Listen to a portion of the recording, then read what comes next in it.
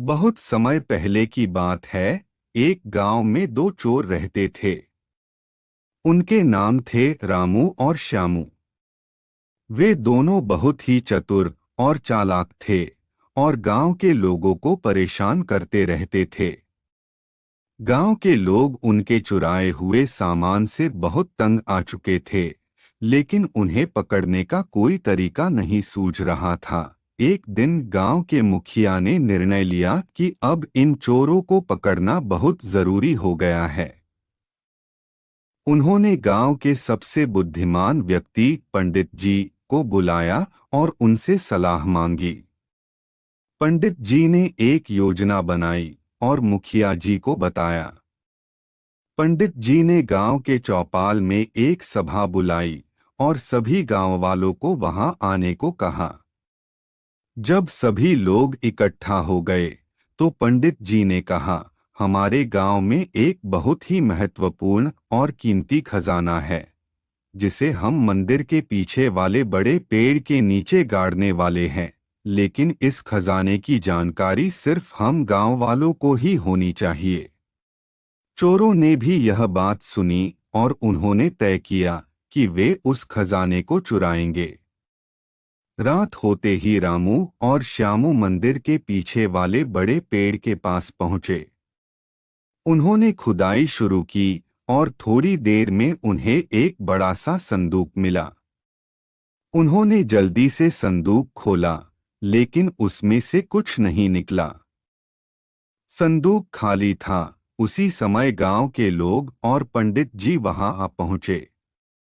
पंडित जी ने हंसते हुए कहा, हम जानते थे कि तुम चोर इस खजाने को चुराने आओगे, इसलिए हमने यह योजना बनाई थी। अब तुम पकड़े गए हो।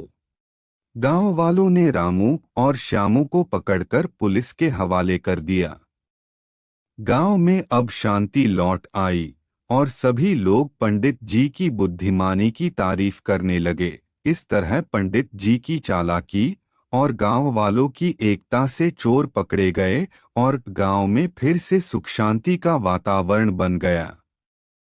गांव में फिर से सुख शांति का वातावरण बन जाने के बाद सभी गांव वाले पंडित जी की बुद्धिमानी और उनकी योजना की सराहना कर रहे थे। पंडित जी ने गांव वालों को समझाया कि कैसे एकजुट होकर किसी भी समस्या का समाधान किया जा सकता है। रामू और श्यामू को जेल भेजे जाने के बाद गांव वालों ने मिलकर उस खजाने को सुरक्षित रखने का एक नया तरीका ढूंढा। उन्होंने खजाने को गांव के मंदिर में रखने का निर्णय लिया, जहां पर हमेशा किसी न किसी की निगरानी रहती थी। इसके अलावा उन्होंने गांव की सुरक्षा के लिए कुछ नए नियम भी बनाए ताकि भविष्य में कोई और चोर ऐसी हरकत न कर सके। गांव के लोग अब और भी अधिक सतर्क हो गए थे। उन्होंने अपने बच्चों को भी सतर्कता और एकता का महत्व समझाया। समय के साथ गांव में एकता और भाईचारे की भावना और भी मजबूत होती गई। पंडित जी ने गांव वालों को सिखाया कि हर कठिनाई का सामना धैर्य और बुद्धिमानी से करना चाहिए। इस घटना के बाद गांव के लोग और भी अधिक एकजुट हो गए और उन्होंने मिलकर अपने गांव को और भी सुंदर और सुरक्षित बनाने का संकल्प लिया। इस प्रकार पंडित जी की चालाकी और गांव वालों की एकता से न केवल चोर पकड़े गए, बल्कि गांव में हमेशा के लिए शांति और समृद्धि का वातावरण बन गया।